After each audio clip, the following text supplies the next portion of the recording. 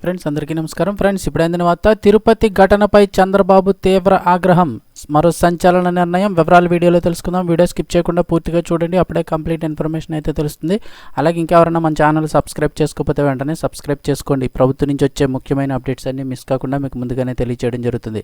అలాగే వీడియోను ఒక లైక్ చేశారంటే మరింత మందికి సమాచారం చేరుతుంది. ఇంక వివరాల్లోకి అయితే వెళ్ళిపోదాము. తిరుమల వైకుంఠ ద్వార దర్శనం కోసం తిరుపతిలో టోకెన్ల జారీ కౌంటర్ల వద్ద చోటు చేసుకున్న తొక్కిసలాట ఘటన యావత్ దేశాన్ని కూడా దిగ్భ్రాంతికి గురిచేసింది. ప్రధానమంత్రి నరేంద్ర మోదీ, లోక్సభలో ప్రతిపక్ష నేత రాహుల్ గాంధీ, అలాగే మాజీ ముఖ్యమంత్రి వారితో పాటు ఆమ్ ఆద్మీ పార్టీ జాతీయ కన్వీనర్ అరవింద్ కేజ్రీవాల్ సహా పలువురు నాయకులు తమ సంతాపం తెలిపారు. తొక్కిసలాట పట్ల తిరుమల తిరుపతి దేవస్థానం పాలక మండలి చైర్మన్ బిఆర్ నాయుడు స్పందించారు. కొందరు అధికారుల వల్ల ఈ ఘటన చోటు చేసుకుందని అనుమానిస్తున్నామని అన్నారు.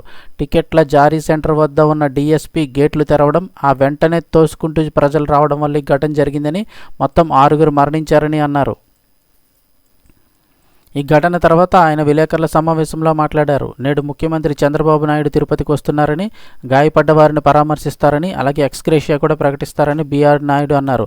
ఇలాంటి ఘటనలు పునరావృతం కాకుండా చూడాలని కఠినంగా ఆదేశించారని, చాలా సీరియస్గా వార్నింగ్ ఇచ్చారని చెప్పారు. ఇదొక పాఠంగా భావిస్తాము. సమిష్టిగా ఇలాంటివి జరగకుండా చూడాల్సిన బాధ్యత తామందరిపైన ఉందని బిఆర్ నాయుడు పేర్కొన్నారు. వైకుంఠ ఏకాదశికి 2 రోజుల ముందు ఈ ఘటన జరగడం అత్యంత దురదృష్టకరమని ఆయన ఆవేదన వ్యక్తం చేశారు. సంఘటన జరిగిన తర్వాత బాధిత కుటుంబాలకు సహాయం చేయడం తప్ప ఇప్పుడు ఏమీ చేయలేని పరిస్థితి అని వ్యాఖ్యానించారు. ఒక్క కేంద్రంలో ఉన్న అసలు ఏం జరిగిందని చూస్తే, ఒక కేంద్రంలో ఉన్న క్యూ లైన్లో ఉన్న వాళ్ళలో ఒక మహిళ కొంత అనారోగ్యానికి గురయ్యారని, ఆమెను ఆసుపత్రికి తరలించడానికి గేటు తీయవలసి వచ్చిందని బిఆర్ నాయుడు అన్నారు. అయితే గేటు తీయడంతో జనమంతా ఒక్కసారిగా లోపలికి వచ్చారని, దీంతోనే తొక్కిసలాట చోటు చేసుకుందని తెలిపారు. ఇక అలాగే చంద్రబాబు డీజీపీ, జిల్లా కలెక్టర్, ఎస్పీ స్థాయి అధికారులు టెలికాన్ఫరెన్స్లో మాట్లాడారని, అధికారుల మీద చంద్రబాబు తీవ్ర ఆగ్రహం వ్యక్తం చేశారని చెప్పారు. అడ్మినిస్ట్రేషన్ ఇలా ఉండకూడదని, ఏర్పాట్లన్నీ పకడ్బందీగా జరగాలని చంద్రబాబు చెప్పారని పేర్కొన్నారు. లోపం క్లియర్గా కనిపిస్తోంది, దీన్ని చాలా తేలిగ్గా తీసుకుంటున్నట్లు కనిపించిందని చంద్రబాబు ఆగ్రహం వ్యక్తం చేశారని అన్నారు.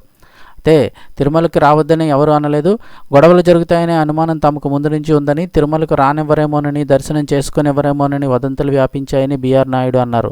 దాన్ని తాను తోసిపుచ్చానని, టోకెన్ లేకపోతే దర్శనం ఉండదు తప్ప తిరుమలకు రావద్దని ఎవరు అనలేదని, ఇదొక ప్యూర్లీ యాక్సిడెంట్ అని ఆయన అన్నారు.